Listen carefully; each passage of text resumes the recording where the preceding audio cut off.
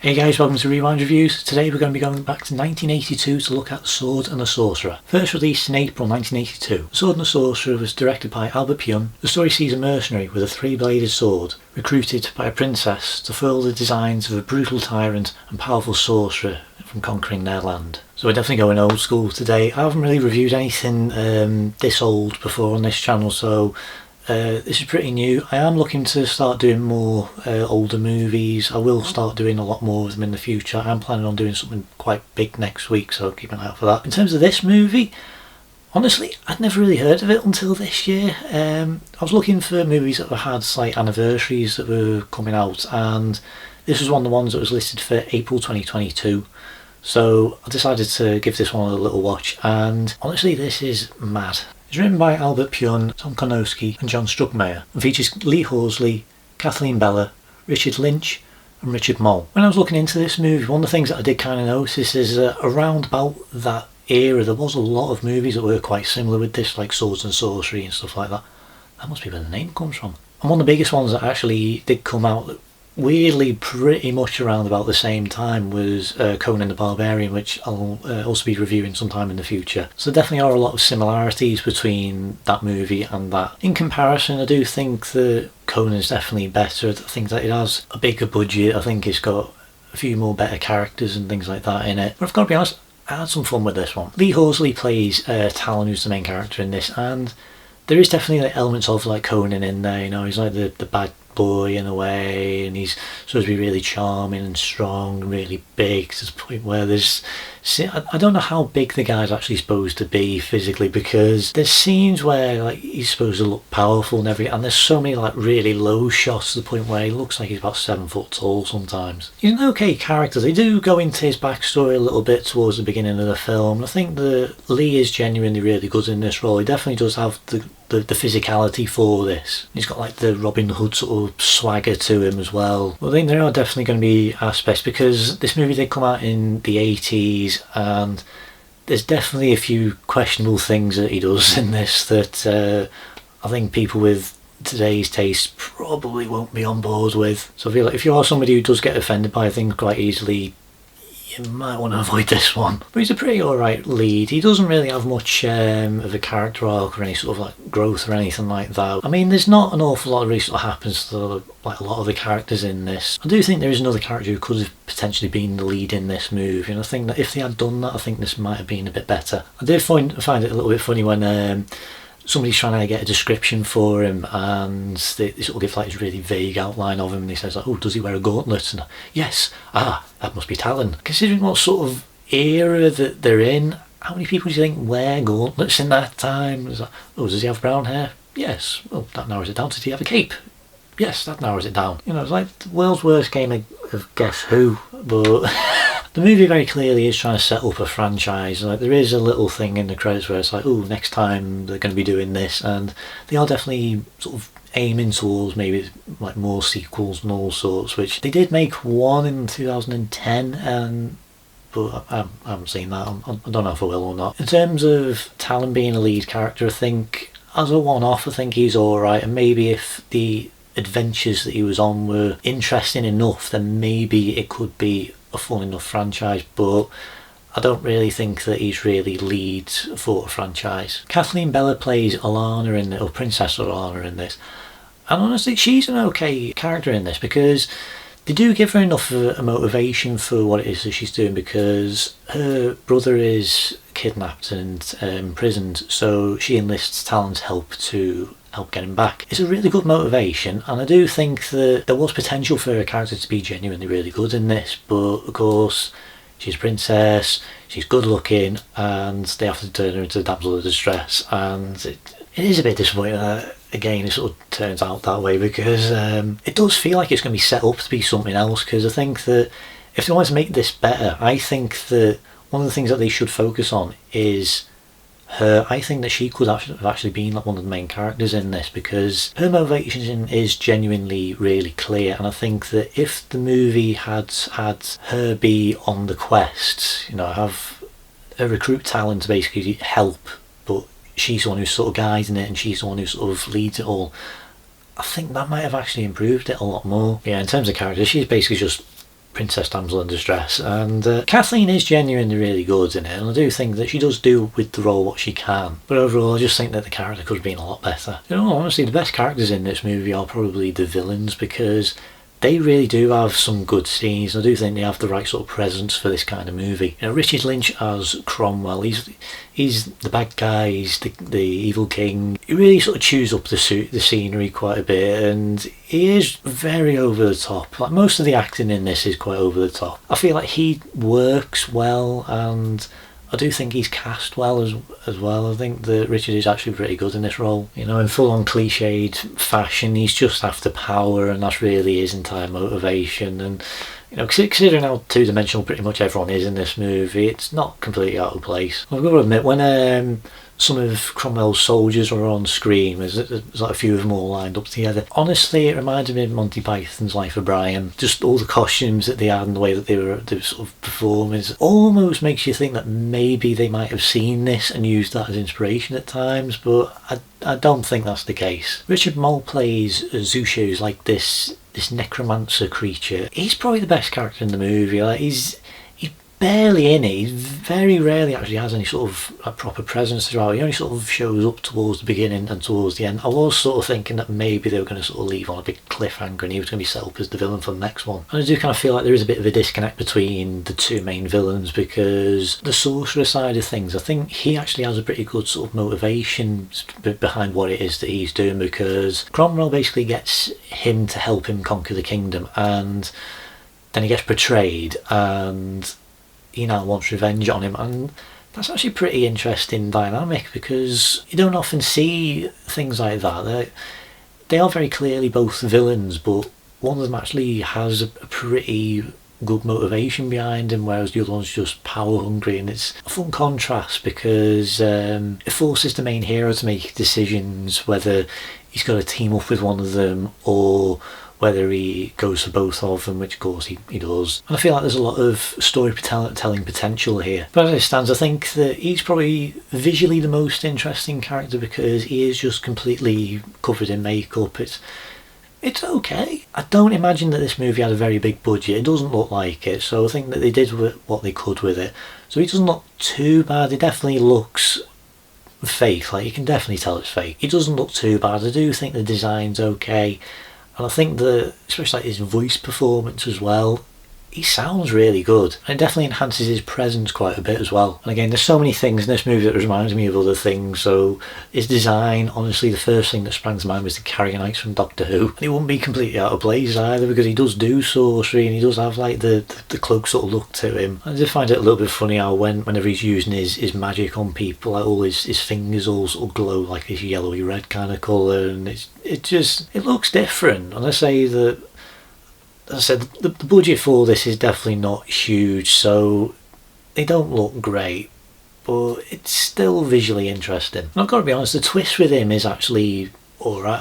I don't see it coming. I mean, the story is kind of chopped up a little bit, so it probably wasn't really intended to be the twist from the beginning. It does work. It does sort of shock you a little bit. It's not like big surprise or anything like that, but it does take you by surprise. But my god, he goes out like a wimp. He's you'd think somebody who's got like all these magical powers would be able to really defend themselves quite a bit, but no, he's just so easy to beat, and I was really disappointed with how that sort of turns out. There's a load of other characters who do get introduced throughout this movie, and I think that some of the acting for it is very 50-50, because there are some that are just really over the top, and then there's other ones that are quite like stilted, almost like they're rehearsing a play in a way. And that sort of helps give you a bit of an idea of what sort of movie you're in for, especially early on when Cromwell's trying to summon Xusia, and he's trying to resurrect him, because he takes a witch along with him, which I don't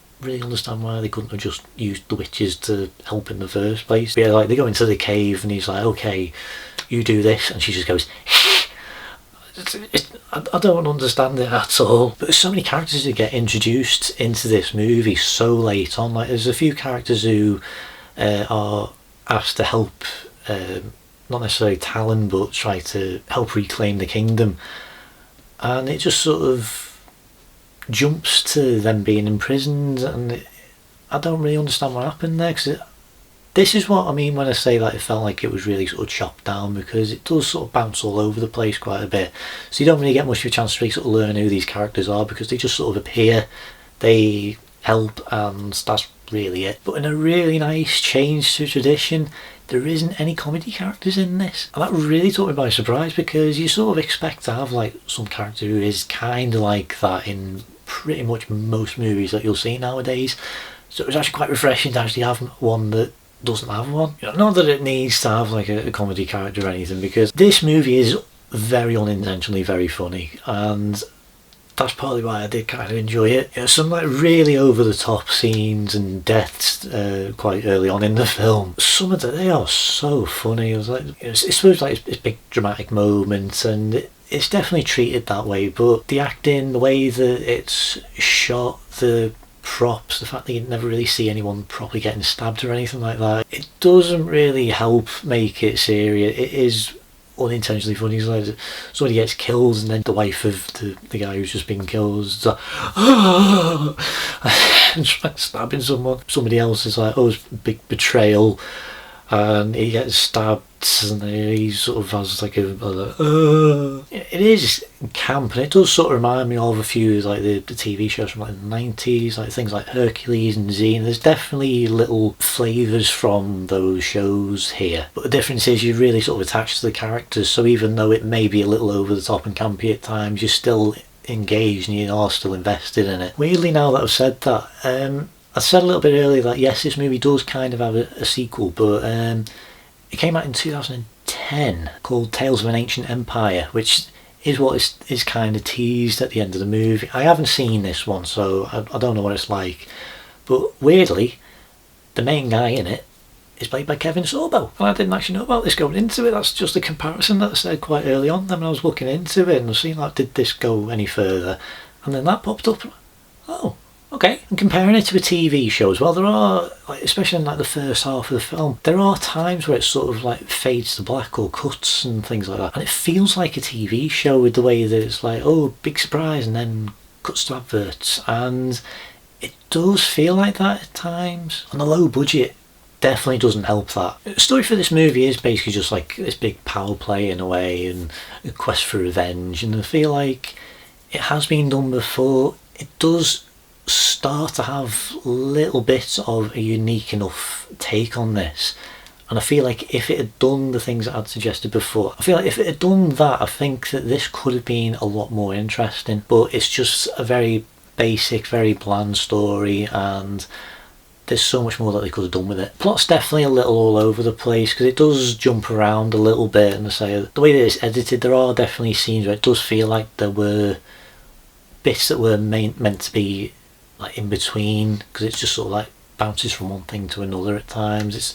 It's nowhere near as bad as like Morbius, where it's just all over the place, but it's enough to knock you, to stop you from really sort of understanding everything that's going on in it. As I said, there are characters who are introduced quite late on in the movie, which is a bad idea because they should have been introduced a bit earlier on, but then it just sort of like jumps ahead and they're suddenly in prison. You're like, oh, what happened? And it doesn't really fill in that blank. So yeah, in terms of what I think that could have improved this, I feel like if the princess had kind of been like one of the main focuses of this story, I think it could have been a lot better. I feel like if she's hired Talon to be the one to basically be like the muscle in a way, but she's the one who's by his side, and that's the quest of the movie. It's them trying to save her brother, and then you see the two of them sort of changing over the course of the movie. Like you see her go from seeing him as this brash brute of a guy in a way, and starts turning into somebody who sort of looks out for his friends, who does care for people. I feel like that could have been a really interesting thing for them to have done, and then vice versa.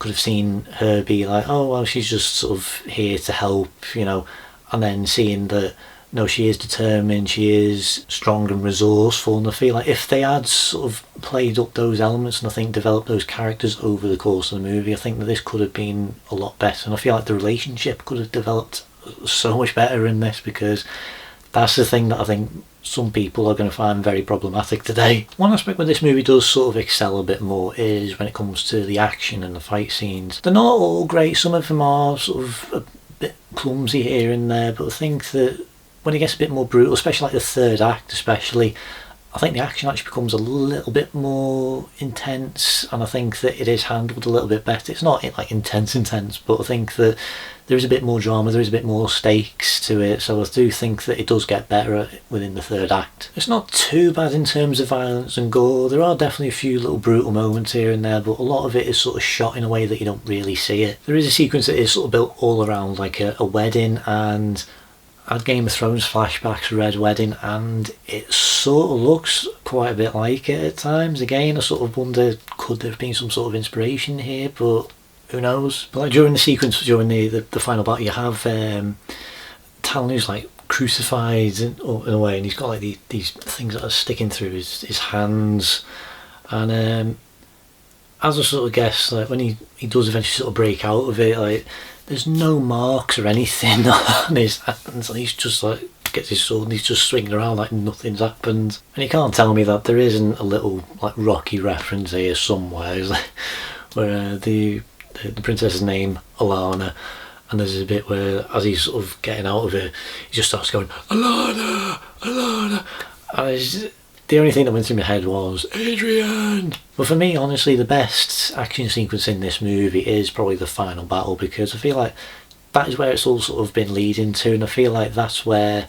most of the emotion and the stakes really sort of come into play. It's definitely the best sword fight in the movie as well, with the way that like the swords are like there is a bit more choreography, kind of. It's nowhere near like Star Wars kind of choreography, but there is a little bit here and there. And I do like the way that like with each clash of the swords there's like these big sparks and like big flashes of oranges doing that. So that was admittedly quite cool. And I do have to mention the sword. It's this triple bladed sword that he gets quite early on in the film. So it's got like the middle section, it's got like these two other ones either side of it. It is a pretty cool weapon, but it's barely on screen. Like he barely uses it at all. Like he sort of gets it at the beginning and then he doesn't use it again until the very end. And for the weapon that's in all the marketing and in the description for it and everything, it just feels really strange why they just decided not to really sort of use it. And my god, is it funny when he uses it, because on the one hand, yeah, some you don't really see him like killing too many people with it,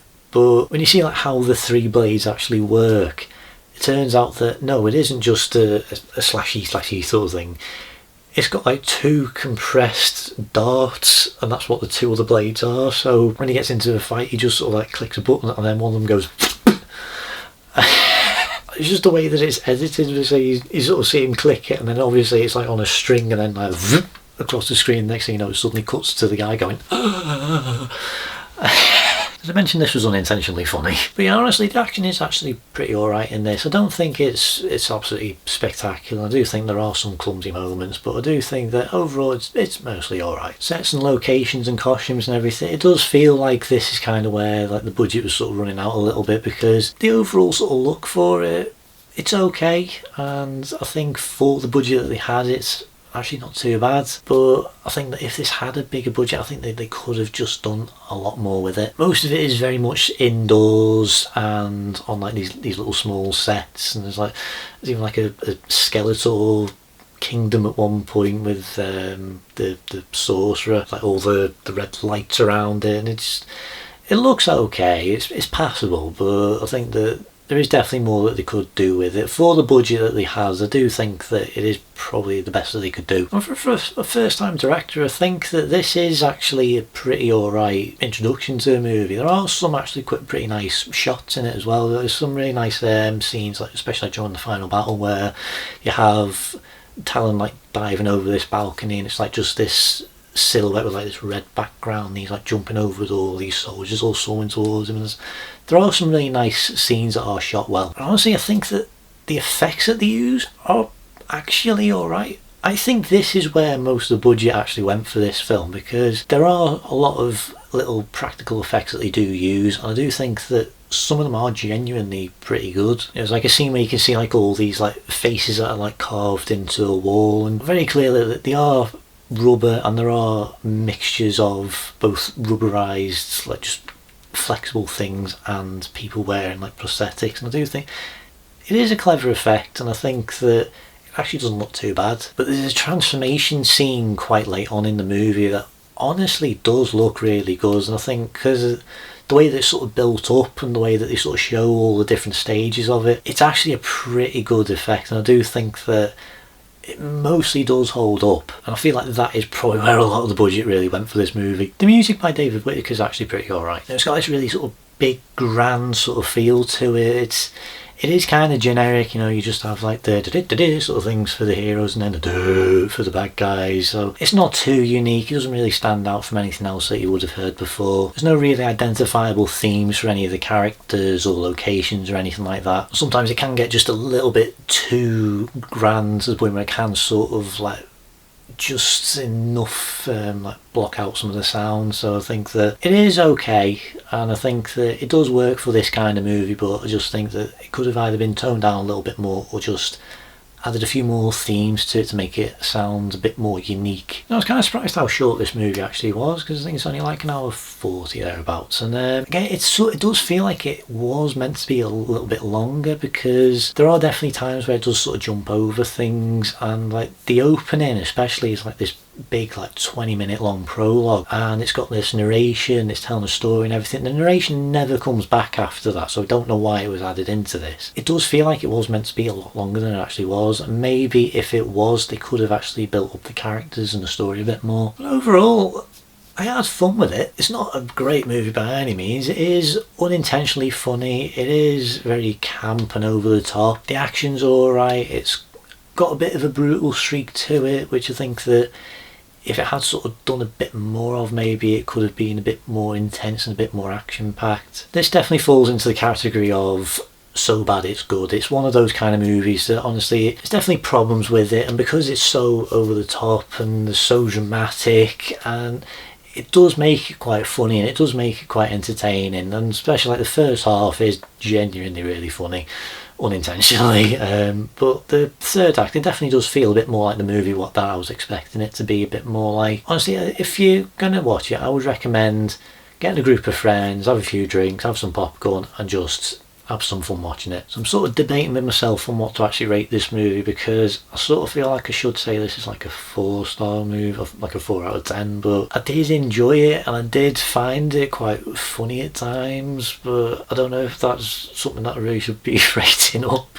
You know, I'm gonna say that this is a 5 out of 10. This isn't a good movie, but it is fun, it is entertaining. I do think that if you watch it and you just sort of switch your brain off for a little bit, it can be quite entertaining. I do think that you will have a good time with it, as long as you're aware what sort of movie it is that you're in for. This could have been good. There is genuinely a lot of promise, and there is a lot of potential for what this movie could have been. Like, there is so much that this could have done. I don't know if it was intended to be quite tongue-in-cheek at times, but as I've said multiple times, it is unintentionally funny. I don't know whether it was meant to be like that, whether it was actually supposed to have a bit of that sort of comedic over the top sort of vibe to it. I don't know whether that was intentional or not, but you know, it can be quite enjoyable. You know, I can't recommend this movie in a way that like, oh, you've got to sit down and just pay attention to it. I would recommend this movie as just get your friends together and just have some fun with it. It's not a good film, but I can't say that it's like straight up bad. Like it does have moments where it can be really bad, but it can be really funny as well, so it sort of balances it out in a little way. It's very much a guilty pleasure kind of movie. There are definitely fans of this movie, and it's understandable. There are definitely moments and things like that I can see people enjoying and getting on board with. I certainly did have a bit of a laugh, and I did enjoy certain moments of it. You know, the critical side of me is thinking, oh, there's these problems with it and this and this and this. But then the other part of me is just sort of thinking, it's just a bit of fun. So that was The Sword and the Sorcerer. That's all I've got to say for today. Thank you so much for watching. Have you seen the movie? Let me know what you thought about it down below. Please like, please subscribe. If you have any suggestions for any older movies you want me to take a look at and do a review for, let me know down in the comments. Make sure you hit the notification button to actually keep up to date with everything that's going on in this channel. And just repeating what I said in my last video, I do have a Facebook page now, the rewindreviews.youtube, so if you want to keep up to date on everything that's going on YouTube, you can go over there and you can see all the videos that I'm going to be posting out as well. But that's all I've really got to say for today, so again, thank you so much for watching. Thank you so much for everyone who's been subscribing, and I will see you next time on Rewind Reviews. See ya.